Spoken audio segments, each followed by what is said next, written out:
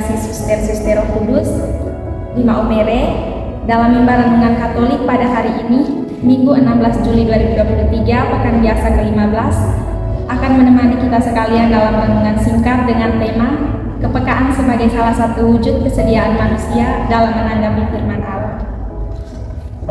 Injil yang akan kita renungkan bersama diambil dari Injil Matius bab 13 ayat 1 sampai 23. Bapak, Ibu, saudara-saudari yang terkasih dalam Kristus Yesus, Injil Matius bab 13 ayat 1 sampai 23 mengisahkan tentang perumpamaan Yesus mengenai penabur yang keluar untuk menabur benih di ladang. Refleksi iman kita tentang bagian ini dapat melibatkan pemahaman dan penerapan pesan-pesan yang terkandung dalam perumpamaan tersebut. Berikut adalah beberapa refleksi yang mungkin berguna. Pertama, menjadi tanah yang subur. Dalam perumpamaan ini, Yesus menjelaskan bahwa benih jatuh pada berbagai jenis tanah yang mewakili hati manusia. Tanah yang subur mewakili hati yang terbuka dan siap menerima firman Tuhan dengan gembira.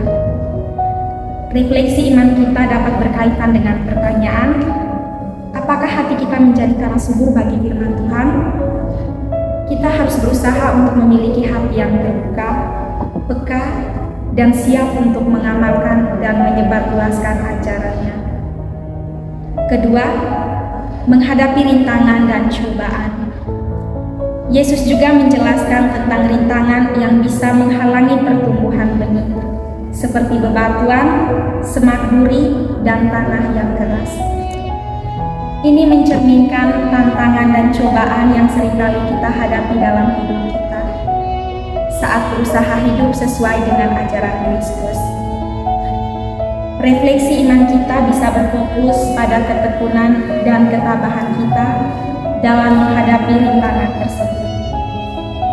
Kita perlu mengakar kuat dalam iman dan memperkuat hubungan kita dengan Tuhan, agar kita dapat mengatasi cobaan dan tetap setia padanya.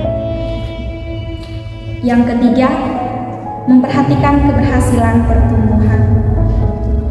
Dalam perumpamaan ini, Yesus juga menjelaskan tentang ladang yang subur dan menghasilkan buah yang berlipat ganda. Hal ini mengajarkan kita pentingnya memperhatikan hasil yang diperoleh dari penerapan firman Tuhan dalam hidup kita. Refleksi iman kita dapat melibatkan evaluasi terhadap diri sendiri. Apakah kita berhasil menghasilkan buah rohani dalam hidup kita? Apakah kita menjadi teladan yang baik bagi orang lain dalam menerapi ajaran Yesus?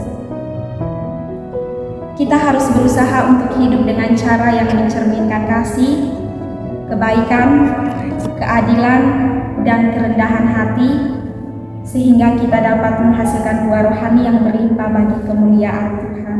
Keempat, menjadi penabur yang baik. Salah satu pesan yang dapat kita ambil dari perumpamaan ini adalah pentingnya menjadi penabur yang baik.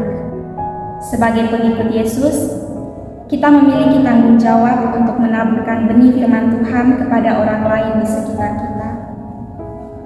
Refleksi iman kita bisa berkaitan dengan pertanyaan, apakah kita telah berbagi iman dan kebenaran Injil dengan orang lain?